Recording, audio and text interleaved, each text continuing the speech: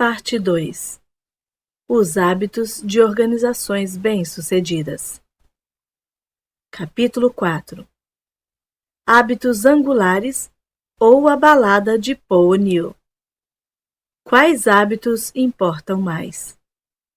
Primeiro, num dia tumultuoso em outubro de 1987, um exame de proeminentes investidores e analistas da Bolsa de Valores de Wall Street reuniu-se no salão de festas de um hotel chique em Manhattan. Estavam lá para conhecer o novo diretor executivo da Aluminum Company of America, ou Alcoa, como era conhecida. Uma corporação que durante quase um século vinha fabricando de tudo, desde a embalagem dos Hershey's Kisses e o metal das latas de Coca-Cola até os rebites que sustentam os satélites.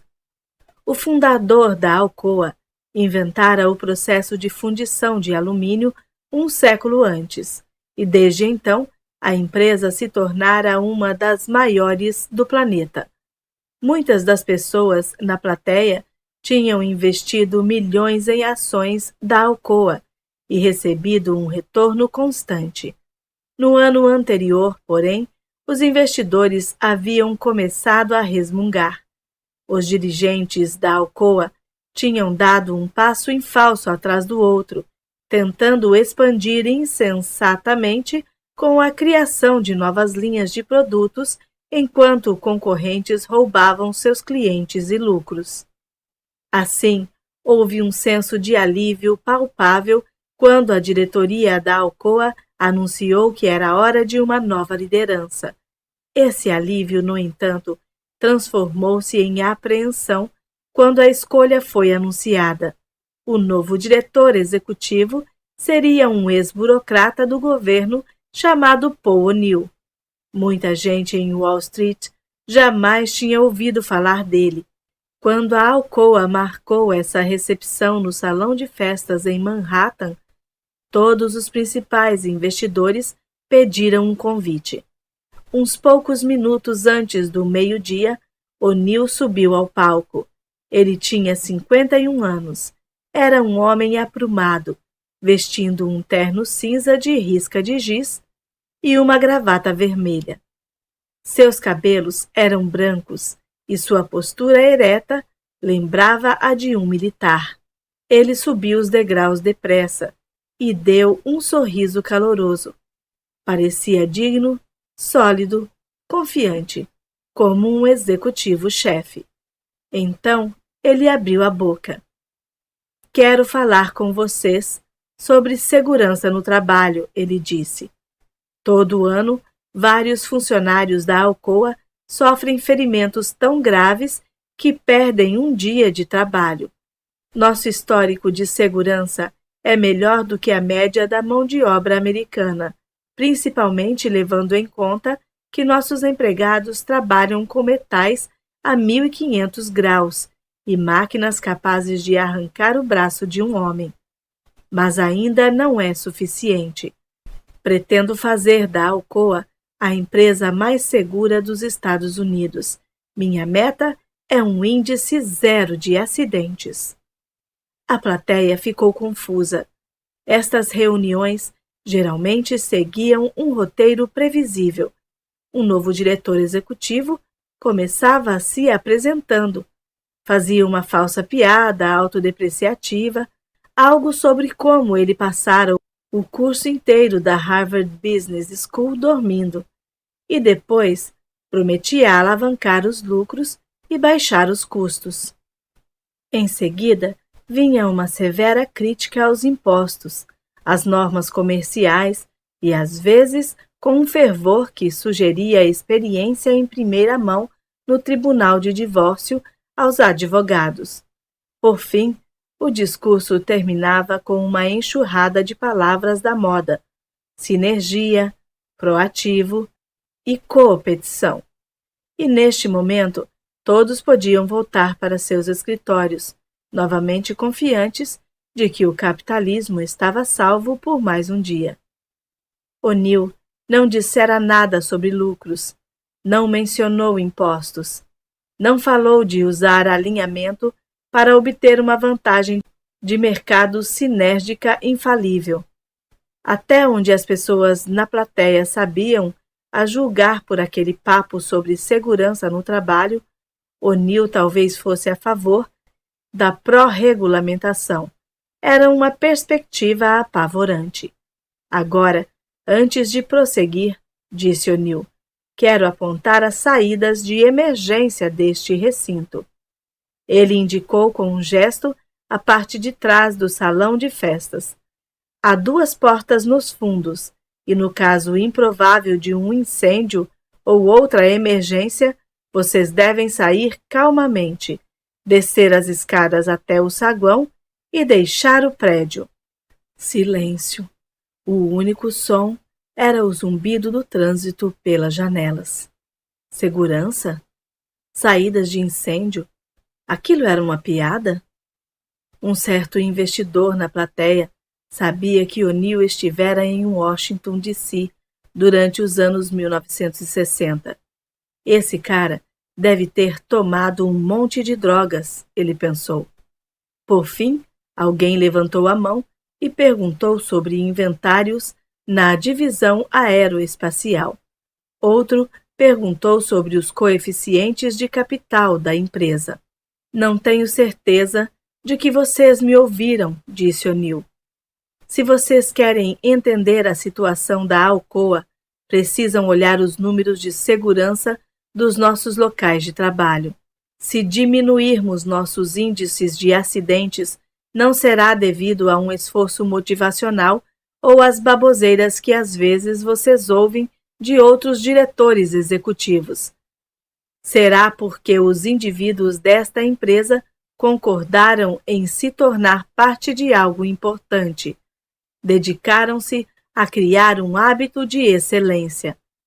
A segurança será um indicador de que estamos fazendo um avanço em mudar nossos hábitos em todo o âmbito da instituição. É assim que deveríamos ser avaliados. Os investidores quase se atropelaram para sair do salão quando a apresentação terminou. Um deles correu até o saguão, achou um telefone público e ligou para seus 20 maiores clientes. Eu disse, a diretoria pôs um hippie maluco no comando e ele vai afundar a empresa. Esse investidor me contou. Mandei eles venderem as ações imediatamente, antes que todos os outros no recinto começassem a ligar para seus clientes e dissessem para eles fazerem o mesmo. Foi literalmente o pior conselho que eu dei em toda a minha carreira. Em menos de um ano, após o discurso de O'Neill, os lucros da Alcoa atingiram uma alta recorde. Quando O'Neill se aposentou no ano 2000, o faturamento líquido anual da empresa era 5 vezes maior do que antes de ele chegar, e sua capitalização de mercado crescera em 27 bilhões de dólares.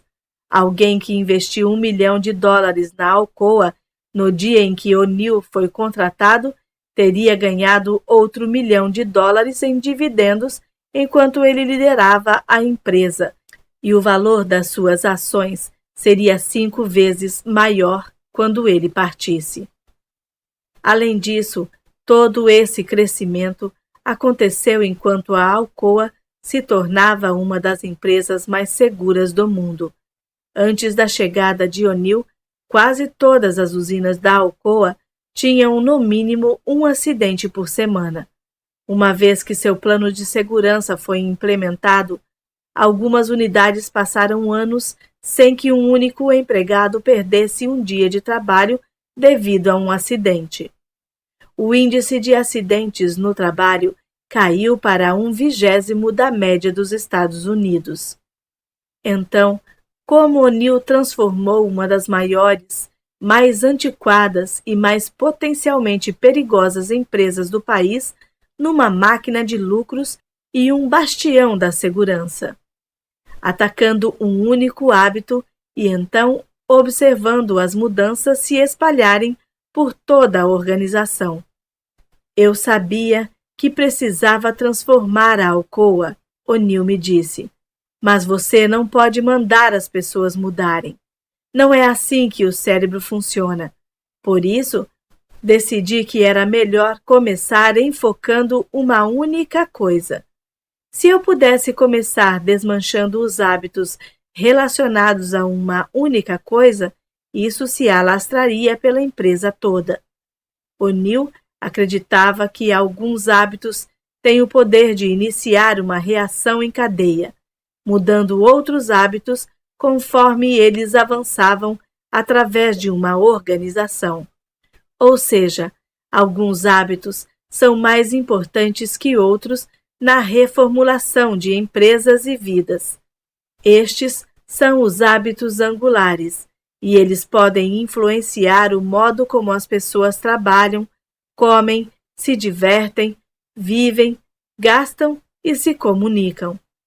Os hábitos angulares dão início a um processo que ao longo do tempo transforma tudo. Os hábitos angulares dizem que o sucesso não depende de acertar cada mínimo detalhe, mas em vez disso, baseia-se em identificar umas poucas prioridades centrais e transformá-las em poderosas alavancas. A primeira seção desse livro explicou como os hábitos funcionam, como eles podem ser criados e alterados. No entanto, por onde um aspirante a transformador de hábitos deve começar? Entender os hábitos angulares fornece a resposta para essa pergunta. Os hábitos mais importantes são os que, quando começam a mudar, desalojam e reformulam outros padrões. Os hábitos angulares explicam como Michael Phelps tornou-se um campeão olímpico e por que alguns estudantes universitários têm um desempenho melhor que o dos colegas. Eles esclarecem por que algumas pessoas, após anos de tentativas, de repente perdem 9 quilos enquanto se tornam mais produtivas no trabalho e ainda conseguem chegar em casa a tempo para jantar com os filhos. E os hábitos angulares explicam como a Alcoa tornou-se uma das ações de melhor desempenho no índice Dow Jones, enquanto também se tornava um dos lugares mais seguros da Terra. Da primeira vez em que a Alcoa abordou O'Neill com a proposta de tornar-se diretor executivo, ele não sabia ao certo se queria o emprego. Já ganhara bastante dinheiro e sua mulher gostava de Connecticut, onde eles moravam. Não sabiam nada sobre Pittsburgh, onde ficava a sede da Alcoa. Mas antes de recusar a oferta, O'Neill pediu um tempo para pensar. Para se ajudar a tomar a decisão, começou a trabalhar numa lista de quais seriam suas maiores prioridades se aceitasse o cargo. O'Neill sempre tivera muita fé em listas. Elas eram seu jeito de organizar a vida. Durante o ensino superior em Fresno State, onde ele terminou seu curso em pouco menos de 3 anos, enquanto ainda trabalhava 30 horas por semana, O'Neill esboçara uma lista de tudo o que esperava realizar ao longo de sua vida, incluindo, perto do topo da lista, fazer uma diferença. Após se formar em 1960, incentivado por um amigo, O'Neill pegou um formulário para se candidatar a um estágio no governo federal e, junto com outras 300.000 pessoas, prestou o concurso público. 3.000 pessoas foram escolhidas para serem entrevistadas. 300 delas receberam ofertas de emprego. O'Neill foi uma dessas pessoas. Ele começou como gerente de médio escalão na Veterans Administration, onde lhe mandaram aprender sobre sistemas de computação. O'Neill continuou fazendo sua lista o tempo todo, registrando por que alguns projetos eram mais bem-sucedidos que os outros, quais fornecedores faziam as entregas no prazo e quais não faziam. Ele era promovido todo ano. E conforme galgava os escalões da Veterans Administration, construiu um nome para si mesmo como alguém cujas listas sempre pareciam incluir um tópico que resolvia um problema. Em meados dos anos 1960, havia uma alta demanda por esse tipo de habilidade em Washington, D.C. Robert McNamara havia recentemente estruturado o Pentágono, contratando uma leva de jovens matemáticos, estatísticos e programadores de computador. O presidente Johnson queria ter suas próprias crianças prodígio, por isso O'Neill foi recrutado para o que acabaria sendo conhecido como o Gabinete de Administração e Orçamento, um dos órgãos mais poderosos da capital. Dentro de uma década, aos 38 anos, ele foi promovido a vice-diretor e, de repente, estava entre as pessoas mais influentes da cidade. Foi então que a educação de O'Neill sobre hábitos organizacionais realmente começou. Uma de suas primeiras tarefas foi criar uma estrutura analítica para estudar como o governo estava gastando dinheiro com serviços de saúde. Ele rapidamente descobriu que os esforços do governo, que deveriam estar sendo guiados por regras lógicas e prioridades deliberadas, em vez disso eram orientados por processos institucionais bizarros que de várias maneiras funcionavam como hábitos. Burocratas e políticos, em vez de tomar decisões, estavam reagindo a deixas com rotinas automáticas para obter recompensas como promoções ou reeleições. Era o loop do hábito, disseminado entre milhares de pessoas e bilhões de dólares. Por exemplo, depois da Segunda Guerra Mundial, o Congresso criara um programa para construir hospitais comunitários. Um quarto de século depois, esse programa ainda estava avançando num passo arrastado, e por isso, sempre que a legislação alocava novas verbas para o setor da saúde, os burocratas imediatamente começavam a construir. As cidades que recebiam os novos hospitais não necessariamente precisavam de mais leitos para pacientes, mas isso não importava. O que importava era erguer uma grande estrutura que um político pudesse mostrar enquanto pedia votos. Os funcionários federais passavam meses debatendo sobre cortinas azuis ou amarelas, pensando se os quartos dos pacientes deveriam ter uma ou duas televisões, projetando postos de enfermeiros, coisas realmente sem sentido. O'Neill me contou. Na maior parte das vezes, ninguém nem perguntava se a cidade queria um hospital. Os burocratas tinham adquirido o hábito de resolver qualquer problema médico construindo alguma coisa para que um congressista pudesse dizer: "Olha o que eu fiz." Isso não fazia nenhum sentido, mas todo mundo continuava fazendo sempre a mesma coisa. Os pesquisadores descobriram hábitos institucionais em quase toda a organização ou empresa que examinaram. Os indivíduos têm hábitos, os grupos têm rotinas, escreveu o acadêmico Geoffrey Hodgson, que passou toda a sua carreira examinando padrões organizacionais. As rotinas são o equivalente dos hábitos nas organizações. Para O'Neill, esses hábitos pareciam perigosos. Estavam basicamente cedendo à tomada de decisões para um processo que acontecia sem pensar de verdade, disse O'Neill. Mas, em outros órgãos, nos quais a mudança começava a se mostrar, bons hábitos organizacionais estavam gerando sucesso.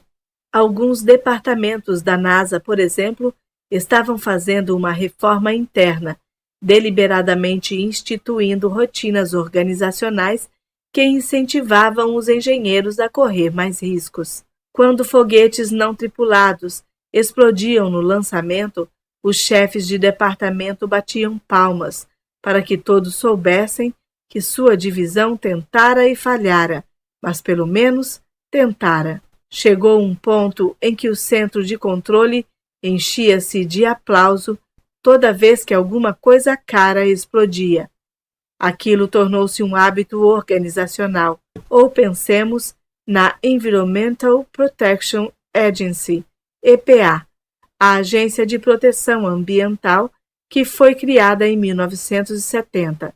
O primeiro administrador da EPA, William Ruckelshaus, conscientemente projetou hábitos organizacionais que incentivaram seus legisladores a serem agressivos ao fazer cumprir as normas. Quando advogados pediam permissão para abrir um processo ou ação de aplicação de normas, isso passava por um processo de aprovação.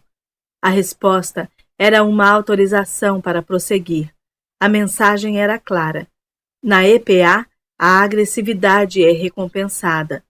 Em 1975, ela estava criando mais de 1.500 novas normas ambientais por ano. Toda vez que eu olhava para uma parte diferente do governo, achava esses hábitos que pareciam explicar por que as coisas estavam dando certo ou indo mal. O'Neill me disse. Os melhores órgãos entendiam a importância das rotinas.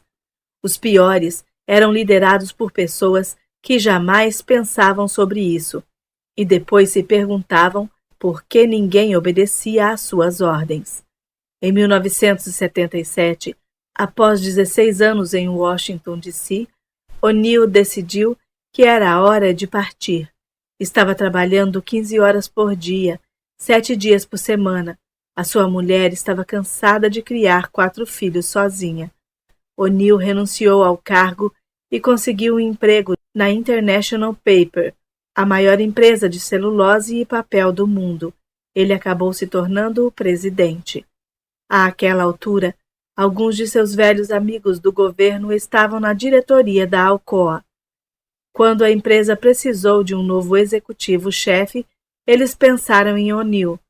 E foi assim que ele acabou fazendo uma lista de suas prioridades caso decidisse aceitar o emprego. Na época, a Alcoa estava passando por dificuldades. Os críticos diziam que os funcionários da empresa não eram ágeis o bastante e que a qualidade dos produtos era precária. Porém, no topo de sua lista, O'Neill não escreveu qualidade nem eficiência como suas maiores prioridades. Numa empresa tão grande e antiga quanto a Alcoa, você não pode apertar um botão e esperar que todo mundo trabalhe com mais empenho ou produza mais. O diretor executivo anterior tentara impor melhorias por meio de ordens, e 15.000 empregados tinham entrado em greve. A situação ficou tão grave que eles traziam bonecos para os estacionamentos, vestiam-nos como os diretores e os queimavam simbolicamente. A Alcoa não era uma família feliz, me disse uma pessoa daquela época.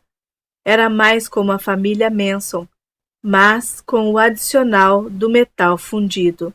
O'Neill decidiu que sua maior prioridade, caso aceitasse o emprego, teria que ser algo que todo mundo, tanto os sindicatos quanto os executivos, pudesse concordar ser importante.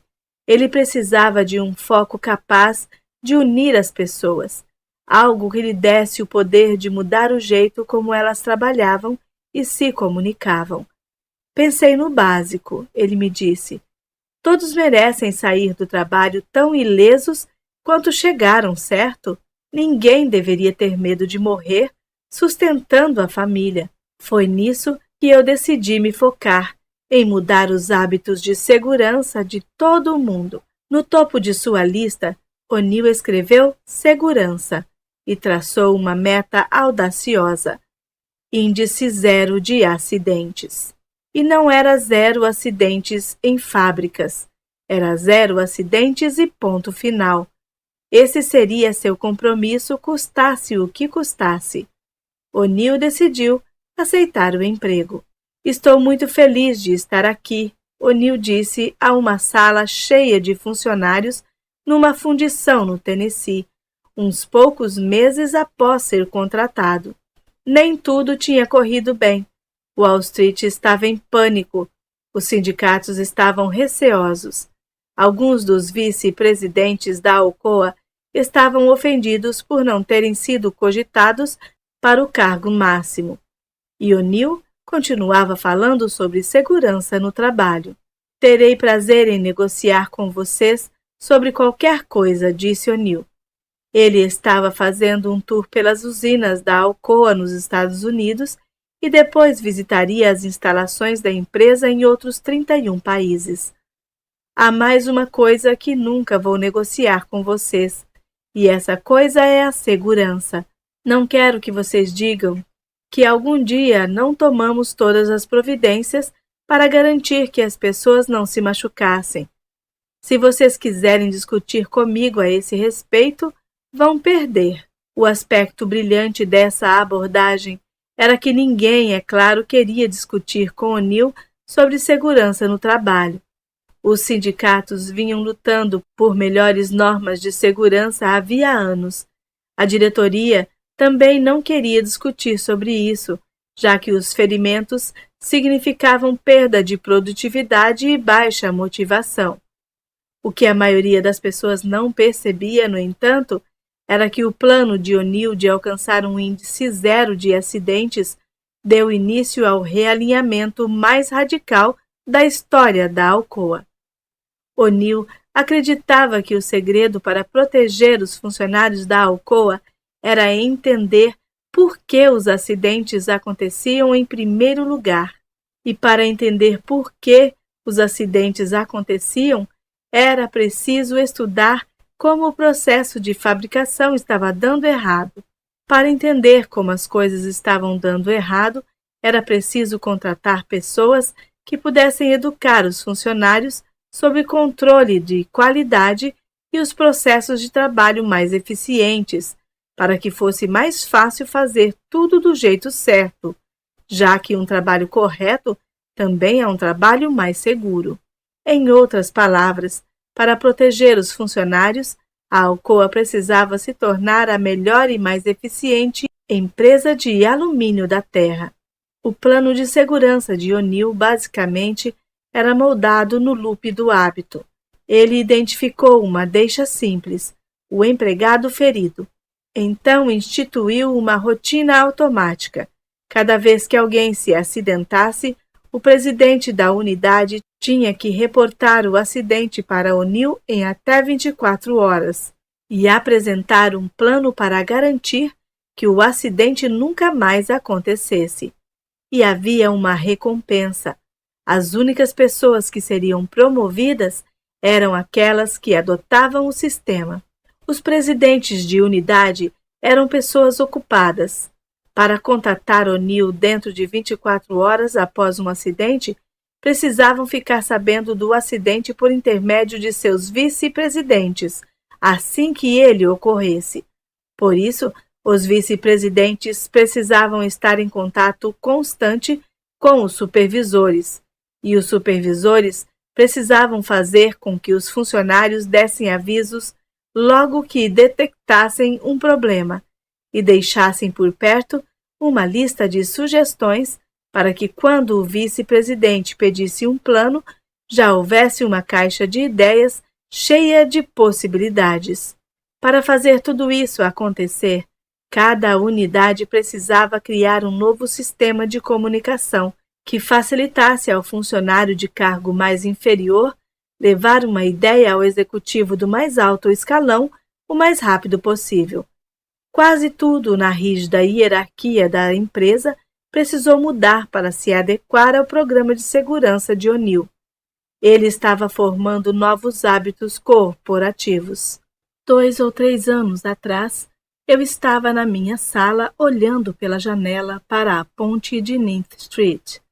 E tinha uns caras trabalhando sem usar os procedimentos de segurança corretos, disse Jeff Chokey, o atual diretor de segurança da Alcoa. Um deles estava de pé em cima do parapeito da ponte, enquanto o outro segurava o cinto do primeiro. Eles não estavam usando cinturões de segurança nem cordas. Os dois trabalhavam para alguma empresa que não tem nada a ver com a gente. Mas, sem pensar naquilo, levantei da cadeira, desci 5 lances de escada, atravessei a ponte e falei para aqueles caras: Ei, vocês estão arriscando sua vida. Vocês têm que usar seus cinturões e equipamento de segurança. Os homens explicaram que seu supervisor tinha esquecido de trazer o equipamento. Então Shockey telefonou para o escritório local da Administração de Segurança e Saúde Ocupacional e denunciou o supervisor. Outro executivo me contou que um dia parou numa escavação numa rua perto de sua casa, porque eles não estavam usando entivação, e deu a todos uma palestra sobre a importância dos procedimentos corretos. Era um fim de semana e ele parou o carro com as crianças no banco de trás para ensinar aos operários sobre entivação segura. Isso não é natural, mas a questão é justamente essa. Agora fazemos essas coisas sem pensar. O'Neill nunca prometeu que seu foco na segurança dos funcionários elevaria os lucros da Alcoa.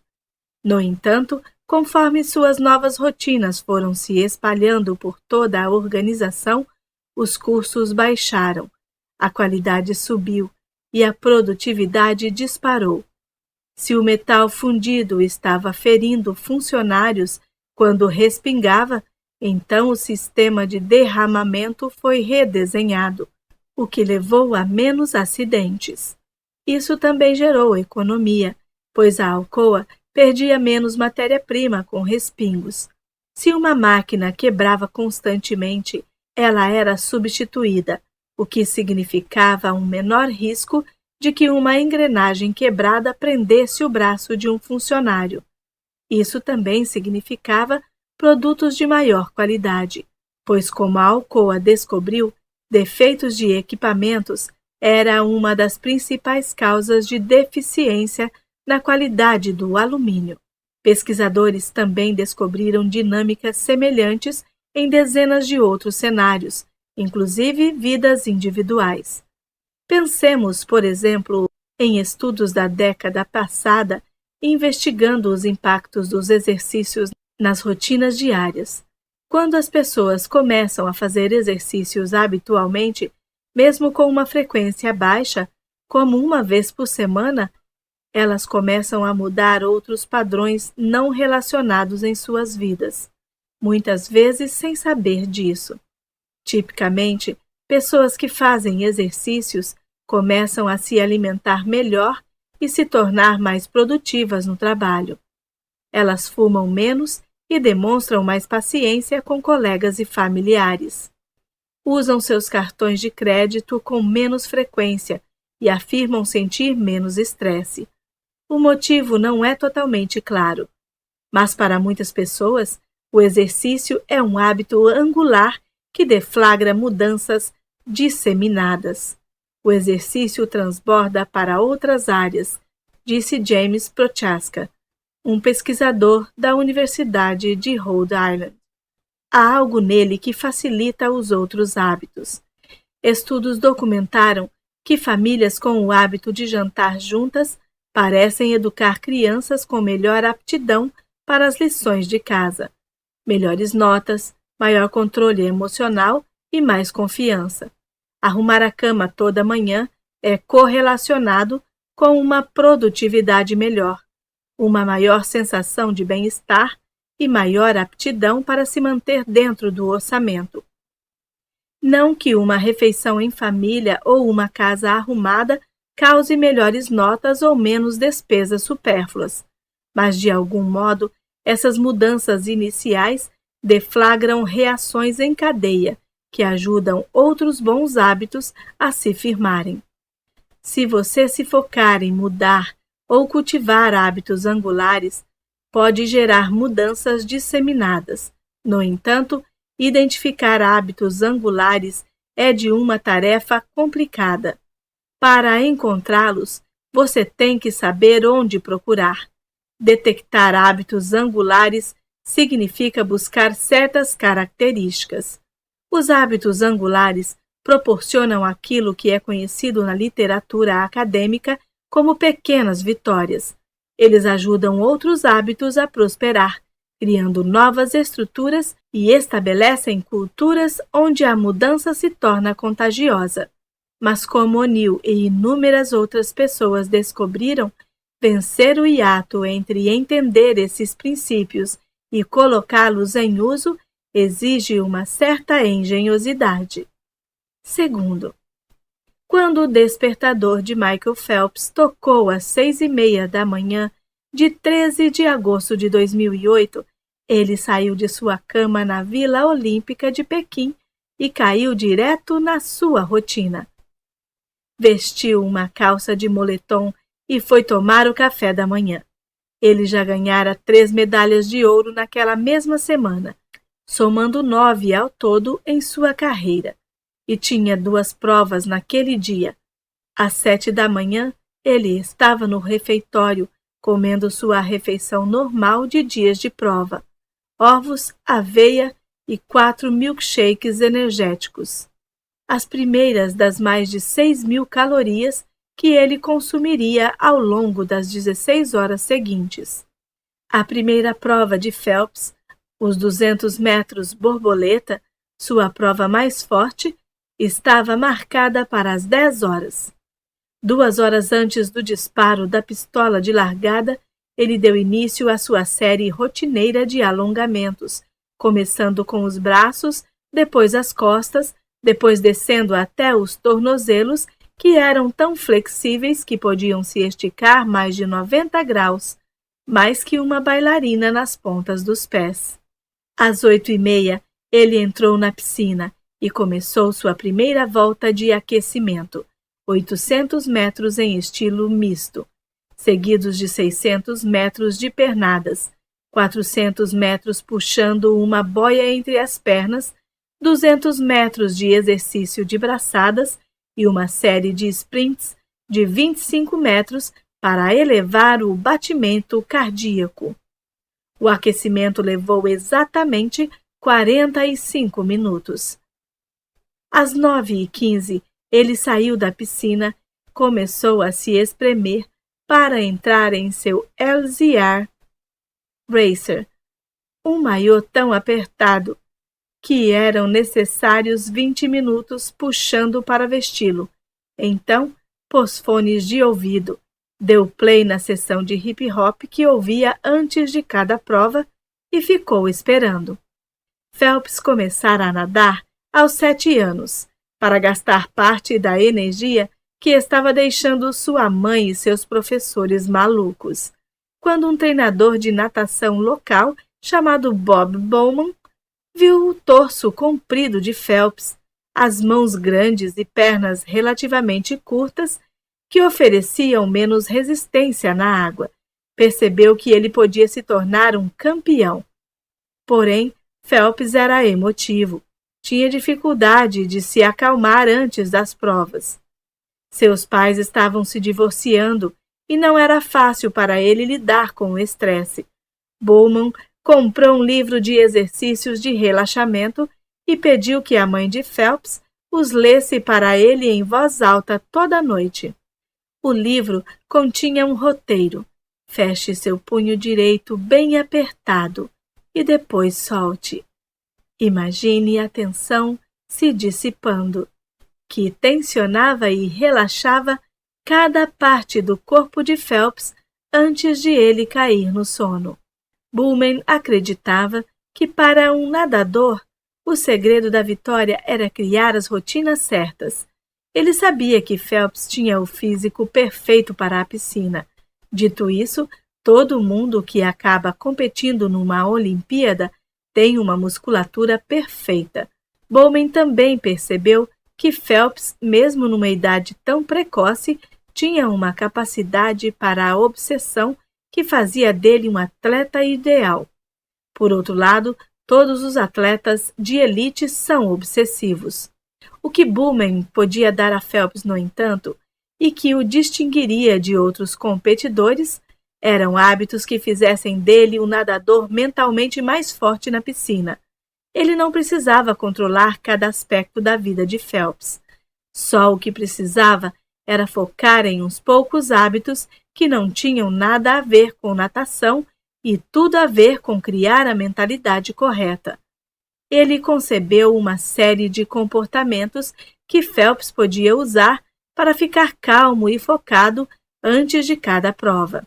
Para descobrir essas minúsculas vantagens que num esporte em que a vitória pode vir em questão de milissegundos fariam toda a diferença. Quando Phelps era adolescente, por exemplo, ao final de cada treino, Bowman lhe dizia para ir para casa e assistir à fita de vídeo. Assista antes de dormir e quando acordar.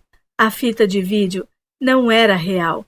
Na verdade, era uma visualização mental da prova de natação perfeita. Toda noite antes de dormir e toda manhã logo ao acordar, Phelps se imaginava pulando dos blocos e em câmera lenta nadando impecavelmente. Visualizava suas braçadas, as paredes da piscina, suas viradas e o momento da chegada. Imaginava o rastro na água atrás de seu corpo, a água pingando de seus lábios quando a boca vinha à tona. Qual seria a sensação de arrancar a touca no final? Deitava na cama de olhos fechados e assistia à competição inteira, nos mínimos detalhes, inúmeras vezes, até que soubesse cada segundo de cor. Durante os treinos, quando Bowman mandava Phelps nadar em velocidade de competição, gritava: "Coloque a fita!" E Phelps se esforçava a nadar com toda a força que tinha. A sensação enquanto ele cruzava a água era quase de anticlímax. Ele fizera aquilo tantas vezes na sua imaginação que agora parecia uma coisa mecânica, mas funcionava. Ele foi ficando cada vez mais veloz. Chegou um ponto em que tudo que Bowman precisava fazer antes de uma prova era sussurrar: "Deixe a fita pronta." E Phelps se acalmava e aniquilava os adversários. E uma vez que Bowman estabeleceu umas poucas rotinas centrais na vida de Phelps, todos os outros hábitos, sua dieta e seu treinamento, as rotinas de alongamento e de sono, pareceram se ajustar por si próprios.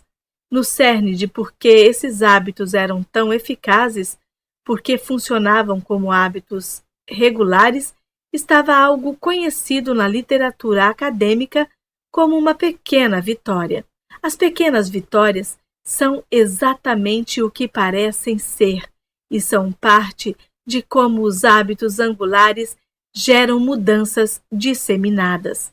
Um enorme corpus de pesquisas demonstrou que as pequenas vitórias têm um poder enorme, uma influência desproporcional às realizações das vitórias em si. Pequenas vitórias são uma aplicação constante de uma pequena vantagem, escreveu um professor de Cornell em 1984. Uma vez que uma pequena vitória foi conquistada, forças que favorecem outra pequena vitória são postas em movimento. Pequenas vitórias alimentam mudanças transformadoras, elevando vantagens minúsculas a padrões que convencem as pessoas de que conquistas maiores estão dentro de seu alcance. Por exemplo, quando as organizações de defesa dos direitos dos gays começaram a fazer campanha contra a homofobia no final dos anos 1960, seus esforços iniciais geraram apenas uma série de fracassos. Eles lutaram para revogar leis usadas para perseguir gays e foram completamente derrotados nas legislaturas estaduais. Professores tentaram criar programas para orientar adolescentes gays e foram despedidos por insinuar que a homossexualidade deveria ser aceita. Parecia que as maiores metas da comunidade gay, acabar com a discriminação e o assédio da polícia, convencer a Associação Psiquiátrica Americana a parar de definir a homossexualidade como um distúrbio mental, estavam fora de alcance. Então, no começo dos anos 1970, a Força-Tarefa sobre Libertação Gay da Associação de Bibliotecas Americanas decidiu focar uma única meta modesta: convencer a Biblioteca do Congresso a reclassificar os livros sobre o movimento de libertação gay, da seção HQ 71-471, relações sexuais anormais, incluindo crimes sexuais, para outra categoria menos pejorativa. Em 1972, após receber uma carta solicitando a reclassificação, a Biblioteca do Congresso concordou em fazer a mudança, reclassificando os livros numa categoria recém-criada, HQ 76.5. Homossexualidade, lesbianismo, movimento de liberação gay, movimento homofóbico. Foi uma pequena alteração num velho hábito institucional referente ao modo como os livros eram classificados. Porém, o efeito foi eletrizante. Notícias sobre a nova política se espalharam pelo país. Organizações pelos direitos dos gays, mencionando a vitória, deram início a campanhas de arrecadação de verbas. Dentro de uns poucos anos, políticos abertamente gays estavam concorrendo a cargos na Califórnia, Nova York, Massachusetts e Oregon. Muitos deles mencionando a decisão da Biblioteca do Congresso como inspiração. Em 1973, a Associação Psiquiátrica Americana, após anos de debate interno, reescreveu a definição de homossexualidade de forma que não fosse mais um distúrbio mental, abrindo caminho para a aprovação de leis estaduais que tornavam ilegal discriminar pessoas devido à sua orientação sexual. E tudo começou com uma pequena vitória.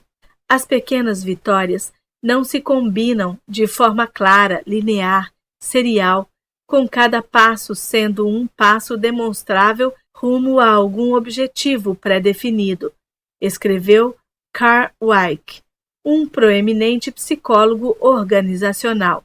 Mais comum é a circunstância em que as pequenas vitórias são dispersas, como experimentos em miniatura que testam teorias implícitas sobre resistência e oportunidade e descobrem tanto recursos quanto obstáculos que eram invisíveis antes de a situação ter sido provocada. E foi exatamente isso que aconteceu com Michael Phelps. Quando Bob Bowman começou a trabalhar com Phelps e sua mãe nos hábitos angulares de visualização e relaxamento, nem Bowman nem Phelps tinham a mínima ideia do que estavam fazendo. Nós experimentávamos, tentávamos coisas diferentes até acharmos algo que funcionasse, me contou Bowman. Por fim, descobrimos que era melhor nos concentrarmos nesses pequenos momentos de sucesso e transformá-los em gatilhos mentais. Fizemos deles uma rotina. Há uma série de coisas que fazemos antes de cada prova que são projetadas para dar ao Michael um senso de vitória crescente. Se você perguntasse ao Michael o que está acontecendo dentro da cabeça dele antes da competição, ele diria que, na verdade, não está pensando em nada. Só está seguindo o programa. Porém, não é bem assim. É mais como se seus hábitos tivessem assumindo o controle. Quando chega a hora da prova, ele já passou da metade do plano e foi vitorioso em cada estágio. Todos os trechos aconteceram conforme planejado. As voltas de aquecimento foram exatamente como ele visualizou. Seus fones de ouvido estão tocando exatamente o que ele esperava. A prova da verdade é só mais um passo num padrão que começou mais cedo naquele dia e não conteve nada além de vitórias. Vencer é uma extensão natural. Voltando a Pequim, eram 9h56, 4 minutos antes do início da prova. e Phelps estava de pé atrás de seu bloco de largada, dando pulinhos nas pontas dos pés. Quando o locutor disse seu nome, Phelps subiu no bloco, como sempre fazia antes de uma prova, e depois desceu, como sempre fazia. Balançou os braços 3 vezes, como fizera antes de cada prova, desde que tinha 12 anos. Subiu nos blocos de novo, assumiu sua postura e, ao ouvir o disparo da pistola, pulou. Phelps percebeu que havia algo errado assim que caiu na água. Havia umidade dentro de seus óculos. Não sabia dizer se o vazamento era em cima ou embaixo, mas enquanto rompia a superfície da água e começava a nadar, ele torceu para que a infiltração não piorasse muito. Já na segunda virada, no entanto, tudo estava ficando embaçado. Quando ele se aproximou da terceira virada e da volta final, seus óculos estavam totalmente cheios. Phelps não conseguia enxergar nada. Não via a linha no fundo da piscina. Não via o T preto assinalando a parte que se aproximava. Não via quantas braçadas restavam. Para a maior parte dos nadadores, perder a visão no meio de uma final de Olimpíada seria motivo de pânico. Phelps estava calmo. Todo o resto naquele dia acontecera de acordo com o plano. A infiltração nos óculos era um desvio pequeno, mas para o qual ele estava preparado. Bowman uma vez fizera Phelps nadar numa piscina do Michigan no escuro, pois achava que ele precisava estar pronto para qualquer surpresa. Algumas das fitas de vídeo na mente de Phelps incluíam problemas como aquele. Ele já tinha ensaiado mentalmente como reagiria a um defeito nos óculos. Quando começou a última volta, Phelps estimou quantas braçadas a reta final exigiria. 19 ou 20, talvez 21, e começou a contar. Sentiu-se completamente relaxado enquanto nadava com força total. Na metade da volta, ele começou a aumentar seu esforço. Uma erupção final que se tornara uma de suas técnicas principais para superar os adversários. Após 18 braçadas, ele começou a prever a parede. Ouvia a multidão berrando, mas já que estava cego, não fazia ideia se estavam torcendo para ele ou para outra pessoa. 19 braçadas, depois 20. Parecia que ele precisava de mais uma. Era isso que dizia a fita de vídeo em sua cabeça. Ele deu uma 21ª braçada enorme, deslizou com os braços esticados e encostou na parede. O timing tinha sido perfeito. Quando tirou os óculos e olhou para o placar, estava escrito Recorde Mundial ao lado do seu nome. Ele ganhara outra medalha de ouro. Depois da prova, um repórter perguntou qual fora a sensação de nadar cego. Foi como eu imaginei que fosse, disse Phelps.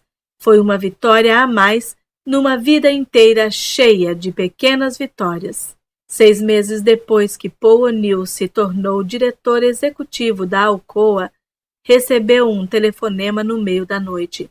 Um gerente de usina no Arizona estava na linha, em pânico, contando que uma prensa de extrusão tinha parado de funcionar e um dos operários, um jovem que entrara para a empresa umas poucas semanas antes, ansioso pelo emprego porque oferecia plano de saúde para mulher grávida, tentara consertá-la.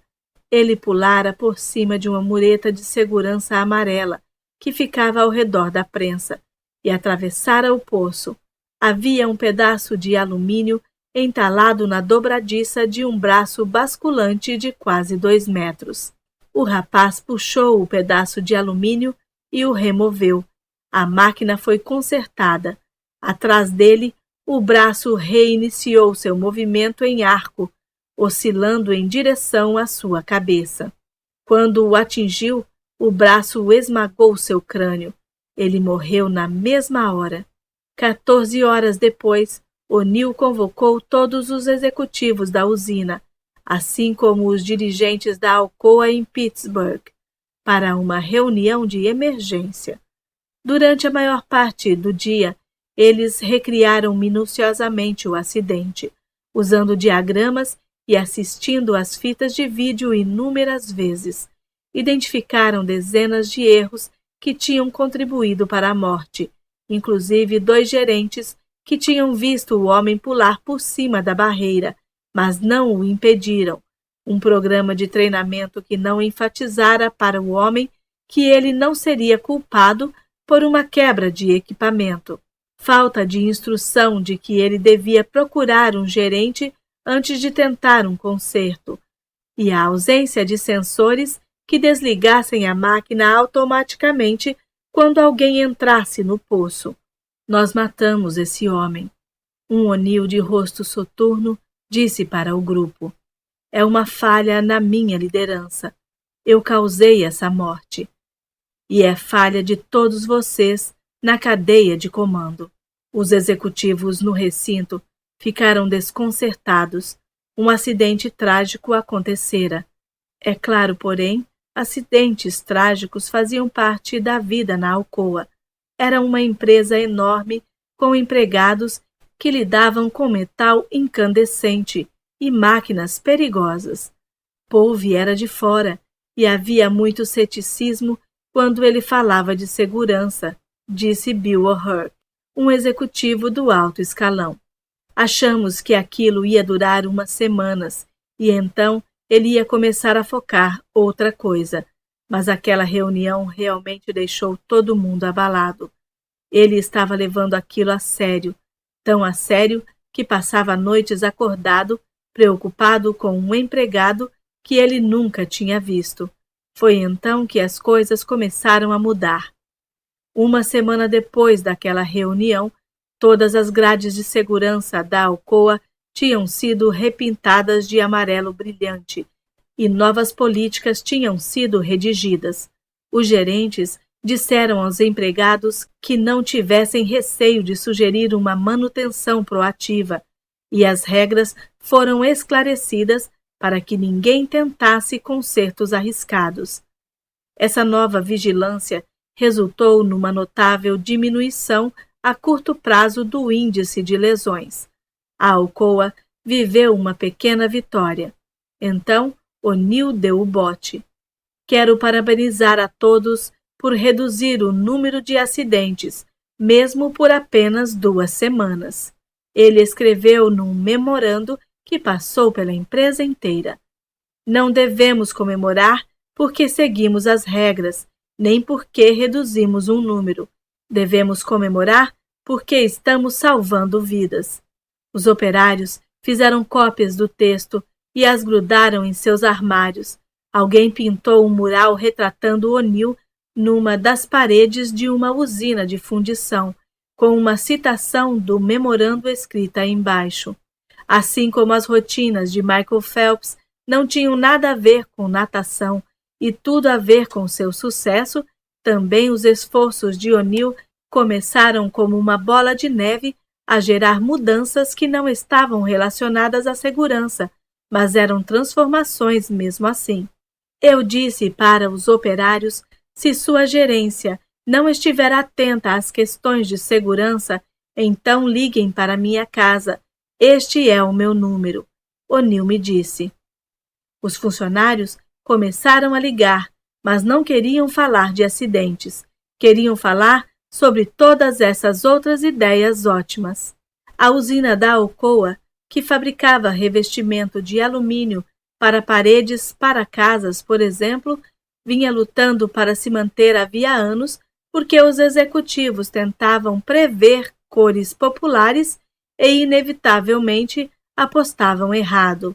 Pagavam milhões de dólares a consultores para escolherem tons de tinta e 6 meses depois o depósito ficava atulhado de amarelo sol, enquanto o verde exército, que de repente entrara em demanda, estava em falta.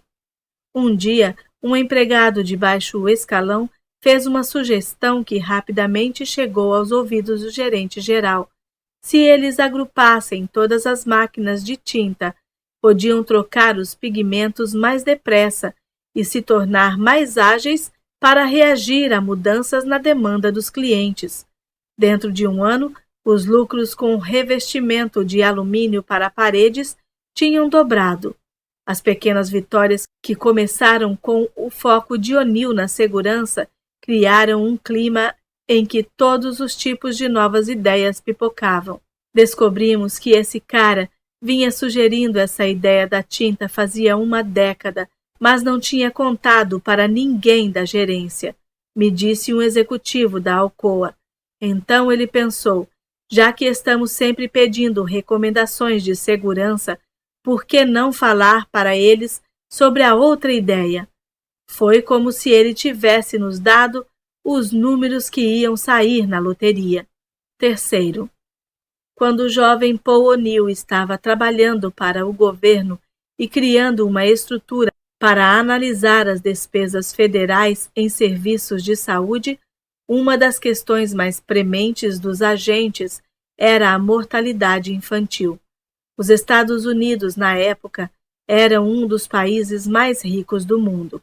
No entanto, o índice de mortalidade infantil era mais alto que o da maior parte da Europa e o de algumas partes da América do Sul. As áreas rurais, em especial, viam um número assustador de bebês morrerem antes de completar o primeiro ano de vida. O'Neill foi encarregado de descobrir por quê. Ele pediu que outros órgãos federais começassem a analisar dados sobre a mortalidade infantil e cada vez que alguém voltava com uma resposta, ele fazia outra pergunta, tentando se aprofundar, entender as causas que eram a raiz do problema. Sempre que alguém vinha à sala de O'Neill com alguma descoberta, ele começava a interrogar a pessoa com novas questões. Deixava as pessoas malucas com sua insistência interminável de descobrir mais, de entender o que realmente estava acontecendo. Eu amo Paul O'Neill, mas não tem dinheiro no mundo que me faria trabalhar para ele de novo, certo agente me disse. O homem nunca se deparou com uma resposta que ele não consegue transformar em outras 20 horas de trabalho. Algumas pesquisas, por exemplo, sugeriam que a maior causa das mortes de recém-nascidos eram nascimentos prematuros, e o motivo pelo qual os bebês nasciam cedo demais era que as mães sofriam de desnutrição durante a gravidez. Por isso, para reduzir a mortalidade infantil, era preciso melhorar a dieta das mães. Simples, certo? Mas para combater a desnutrição, as mulheres tinham que melhorar sua dieta antes de engravidar, o que significava que o governo tinha que começar a educar as mulheres sobre nutrição antes que elas se tornassem sexualmente ativas, o que significava que os agentes tinham que criar programas de nutrição dentro do ensino médio. No entanto, quando O'Neill começou a perguntar como deveria criar esses programas, descobriu que muitos professores do ensino médio em áreas rurais não tinham conhecimento básico de biologia suficientes para ensinar nutrição. Então, o governo teve que reformular a educação universitária dos professores e lhe dar uma base mais forte em biologia, para que eles, por fim, pudessem ensinar nutrição a garotas adolescentes, para que essas adolescentes se alimentassem melhor antes de começar a fazer sexo e, por fim, estivessem suficientemente nutridas quando tivessem filhos. A má formação dos professores, como finalmente descobriram os agentes que estavam trabalhando com O'Neill, era uma causa que se encontrava na raiz da mortalidade infantil. Se alguém pedisse a médicos ou oficiais da saúde pública um plano para combater as mortes de recém-nascidos, nenhum deles teria sugerido mudar a formação dos professores. Não teriam como saber que havia uma relação. No entanto, ensinando biologia a alunos universitários, possibilitou-se que eles, por fim, transmitissem esse conhecimento a adolescentes, que passaram a se alimentar melhor e, anos mais tarde, geraram bebês mais fortes. Hoje, a taxa de mortalidade infantil nos Estados Unidos é 68% menor do que quando O'Neill assumiu o cargo. As experiências de O'Neill com a mortalidade infantil ilustram o segundo modo como os hábitos angulares fomentam mudanças, criando estruturas que ajudam outros hábitos a prosperar. No caso das mortes prematuras, mudar o currículo universitário dos professores deu início a uma reação em cadeia que acabou modificando o jeito como as garotas eram educadas em áreas rurais e sua condição nutricional quando elas engravidavam. E o hábito de O'Neill de estar sempre forçando outros burocratas a continuar pesquisando até achar as raízes de um problema reformou o modo como o governo pensava sobre problemas como a mortalidade infantil. A mesma coisa pode acontecer na vida das pessoas. Por exemplo, até cerca de 20 anos atrás, a sabedoria convencional afirmava que o melhor jeito de uma pessoa perder peso era alterar sua vida radicalmente. Os médicos prescreviam dietas rígidas aos pacientes e lhe diziam para se matricular numa academia, frequentar sessões regulares de orientação, às vezes todos os dias, e mudar suas rotinas diárias, subindo escadas, por exemplo, em vez de pegar o elevador. Segundo este modo de pensar, era apenas virando a vida da pessoa de cabeça para baixo que os maus hábitos podiam ser reformados. Porém, quando os pesquisadores estudaram a eficácia desses métodos durante períodos prolongados, descobriram que eram um fracasso. Os pacientes usavam as escadas por uma semana, mas no fim do mês, aquilo dava trabalho demais. Começavam dietas e se matriculavam em academias, mas depois que o entusiasmo inicial arrefecia, eles voltavam rapidamente para seus velhos hábitos de comer mal e assistir TV. Acumular tantas mudanças ao mesmo tempo tornava impossível que qualquer uma delas se firmasse. Então, em 2009, um grupo de pesquisadores subsidiados por institutos nacionais de saúde publicou um estudo sobre uma abordagem diferente para a perda de peso. Tinham juntado um grupo de 1.600 obesos e pediram que eles se concentrassem em anotar tudo o que comiam, pelo menos um dia por semana. No começo foi difícil. Os sujeitos se esqueciam de carregar os caderninhos ou comiam fora de hora e não anotavam. Aos poucos, no entanto, as pessoas começaram a registrar suas refeições uma vez por semana e às vezes com mais frequência. Muitos participantes começaram a manter um registro diário do que comiam. No fim, aquilo se tornou um hábito. Então, algo inesperado aconteceu. Os participantes começaram a olhar os registros e descobrir padrões que eles não sabiam que existiam. Alguns notaram que sempre pareciam fazer lanches por volta das 10 horas da manhã, por isso começaram a deixar uma maçã ou banana na mesa para lanchar no meio da manhã. Outros começaram a usar seus diários para planejar cardápios futuros e, quando chegava a hora do jantar, comiam refeição saudável que tinham anotado, em vez de comida gordurosa da geladeira. Os pesquisadores não tinham sugerido nenhum desses comportamentos. Tinham simplesmente pedido que todos anotassem o que comiam uma vez por semana. Mas esse hábito angular, registrar diariamente o que comiam, criou uma estrutura que ajudou outros hábitos a prosperar. 6 meses após o início do estudo, as pessoas que mantinham registros diários do que comiam tinham perdido 2 vezes mais peso do que todo o restante. Depois de um tempo, o diário entrou na minha cabeça, uma pessoa me disse. Comecei a pensar nas refeições de um jeito diferente. Isso me deu um sistema para pensar em comida sem ficar deprimido. Algo semelhante aconteceu na Alcoa depois que O'Neill assumiu o cargo. Assim como os diários forneceram uma estrutura para que os outros hábitos prosperassem, os hábitos de segurança de O'Neill criaram uma atmosfera em que outros comportamentos surgiram.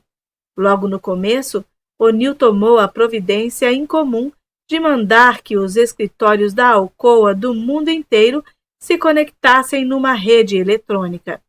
Isso foi no início dos anos 1980, quando as grandes redes internacionais geralmente não estavam ligadas aos computadores nas mesas das pessoas. O'Neill justificou essa ordem argumentando que era essencial criar um sistema de dados de segurança em tempo real que os gerentes pudessem usar para compartilhar sugestões. Como resultado, a Alcoa desenvolveu um dos primeiros sistemas de e-mail corporativo legitimamente mundiais. O'Neill logava no sistema toda manhã e mandava mensagens para conferir se todos os outros também estavam logados. No começo, as pessoas usavam a rede principal para discutir questões de segurança. Então, conforme os hábitos de uso de e-mail tornaram-se mais arraigados e confortáveis, eles começaram a postar informações sobre todo tipo de assunto, tais como condições de mercados locais, cotas de vendas e problemas comerciais. Exigiu-se que executivos do alto escalão enviassem um relatório toda sexta-feira, que qualquer pessoa na empresa fosse capaz de ler. Um gerente no Brasil usou a rede para mandar para um colega em Nova York dados sobre mudanças no preço do aço. O colega nova-iorquino pegou essa informação e a transformou num lucro rápido para a empresa em Wall Street. Em pouco tempo, todo mundo estava usando o sistema para se comunicar sobre tudo. Eu mandava meu relatório de acidentes e sabia que todo mundo ia ler. Então pensei, por que não mandar dados de preços ou informações sobre outras empresas? Um gerente me disse. Era como se tivéssemos descoberto uma arma secreta. A concorrência não conseguia imaginar como estávamos fazendo aquilo. Quando a internet aflorou, a Alcoa estava numa posição perfeita para se beneficiar dela. O hábito angular de O'Neill, a segurança dos trabalhadores, havia criado uma outra plataforma que incentivou outra prática, o e-mail, anos antes da concorrência. Em 1996, já fazia quase uma década que Paul O'Neill estava na Alcoa. Sua liderança tinha sido estudada pela Harvard Business School e pela Kennedy School Government. Ele era constantemente mencionado como um possível secretário do Comércio ou da Defesa. Tanto seus empregados quanto os sindicatos lhe davam notas altas. Sob a vigilância dele, o preço das ações da Alcoa tinha subido mais de 200%. Ele era, enfim, um sucesso universalmente reconhecido. Em maio daquele ano, numa reunião de acionista no centro de Pittsburgh, uma freira beneditina levantou-se durante a sessão de perguntas do público e acusou O'Neill de mentir. A irmã Mary Margaret representava um grupo de defesa de direitos sociais preocupado com os salários e as condições de trabalho dentro de uma usina da Alcoa em Ciudad Acuña, no México. Ela disse que enquanto O'Neill tecia elogios às medidas de segurança da Alcoa, trabalhadores no México estavam adoecendo devido a gases perigosos. Isso não é verdade, O'Neill disse a todos no auditório. Em seu laptop, ele acessou os registros de segurança da usina mexicana. Estão vendo?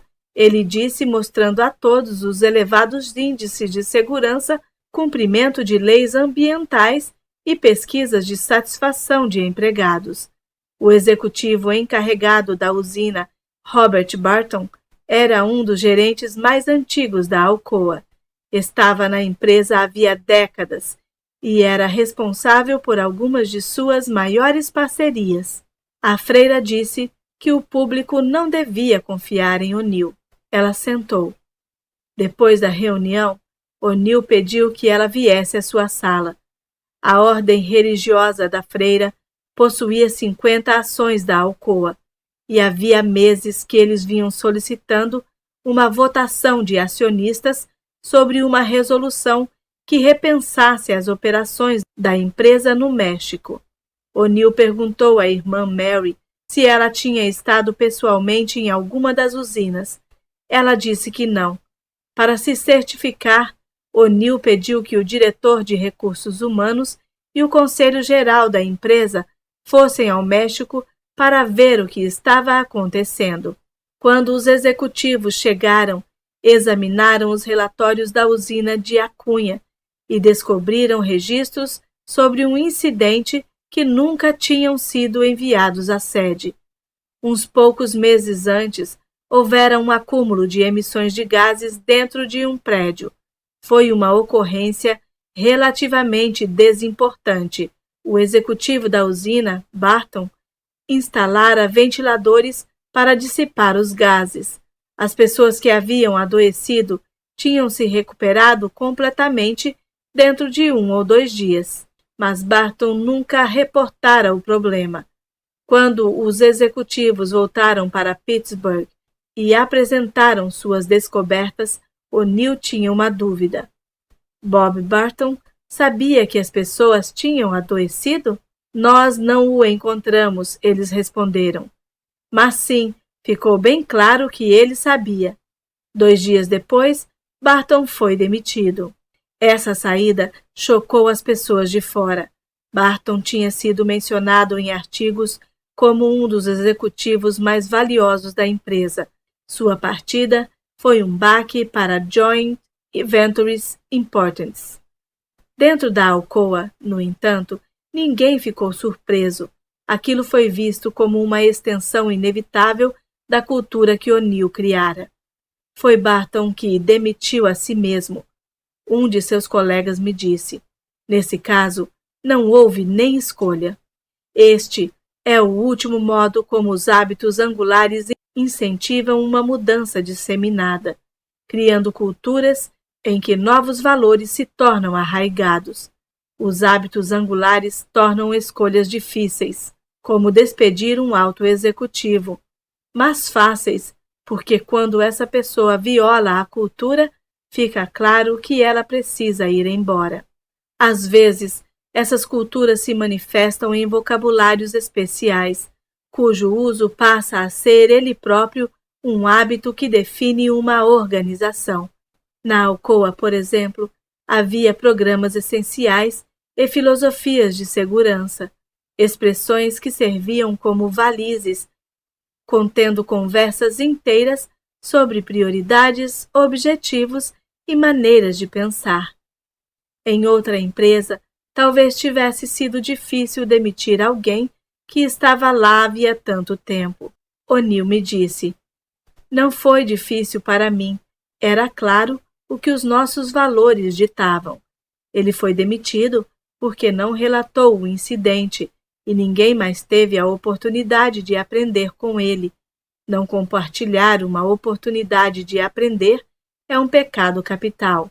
As culturas crescem a partir dos hábitos angulares de toda a organização, quer os líderes estejam cientes deles, quer não estejam. Por exemplo, quando pesquisadores estudaram uma classe recém-chegada de cadetes em West Point, mediram suas pontuações médias, aptidão física, habilidades militares e autodisciplina. No entanto, quando correlacionaram estes fatores com os dados de se os alunos desistiam do curso ou se formavam, eles descobriram que nenhum dos fatores importava tanto quanto algo a que os pesquisadores se referiam como garra, definida por eles como a tendência a trabalhar com afinco frente aos desafios, mantendo o esforço e o interesse ao longo dos anos, apesar de fracassos, adversidades e estagnações no avanço. O mais interessante da garra é o modo como ela surge. Ela cresce a partir de uma cultura que os cadetes criam para si mesmos, e essa cultura muitas vezes surge devido a hábitos angulares que eles adotam em West Point.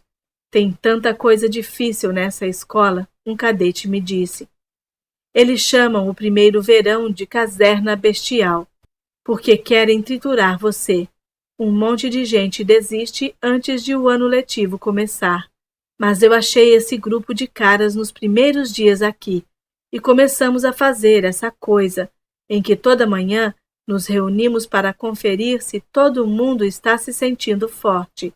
Vou falar com eles quando me sinto preocupado ou desanimado, e sei que eles me botam para cima de novo. Nós somos só 9, e nos chamamos de mosqueteiros. Sem eles, acho que não teria durado nem um mês aqui. Os cadetes que se saem bem em West Point chegam à escola equipados com hábitos de disciplina mental e física.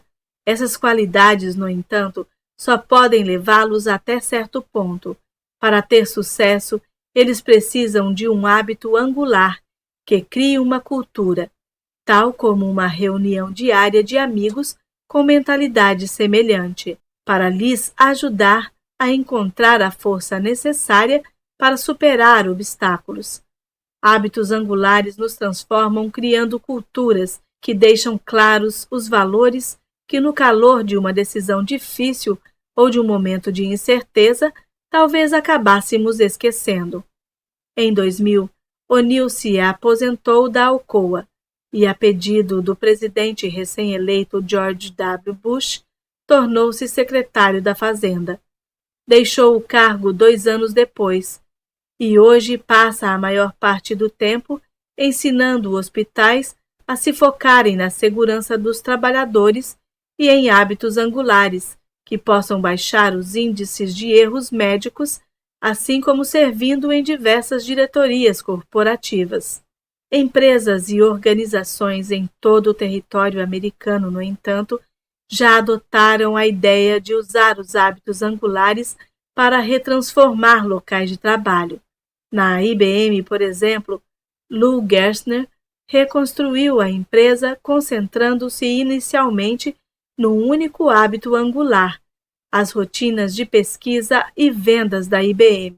Na firma de consultoria McKinsey & Company, uma cultura de melhoria contínua é criada através de um hábito angular de críticas internas abrangentes, que são parte crucial de cada tarefa. Na Goldman Sachs, um hábito angular de avaliação de riscos serve de alicerce a cada decisão. E na Alcoa, o legado de O'Neill continua vivo. Mesmo na ausência dele, os índices de acidentes continuam diminuindo. Em 2010, 82% das usinas da Alcoa não perderam um único dia de trabalho de um empregado devido a ferimentos, o que é quase um recorde histórico. Em média, há mais chances de um funcionário se ferir numa empresa de software, fazendo desenhos animados para um estúdio de cinema ou calculando impostos como contador, do que lidando com um alumínio fundido na Alcoa. Quando fui promovido a gerente de usina, disse Jeff Shockey, o executivo da Alcoa, no primeiro dia em que entrei no estacionamento, vi todas essas vagas perto das portas da frente, com nomes de cargos escritos nelas, o chefe disso e daquilo. As pessoas importantes ficavam com as melhores vagas. A primeira coisa que fiz foi mandar um gerente de manutenção apagar todos os cargos. Queria que quem chegasse ao trabalho mais cedo pegasse a melhor vaga. Todo mundo entendeu a mensagem. Cada pessoa importa. Era uma extensão do que Paul estava fazendo pela segurança dos funcionários. Isso entusiasmou a usina inteira. Em pouco tempo, Todos estavam chegando ao trabalho mais cedo.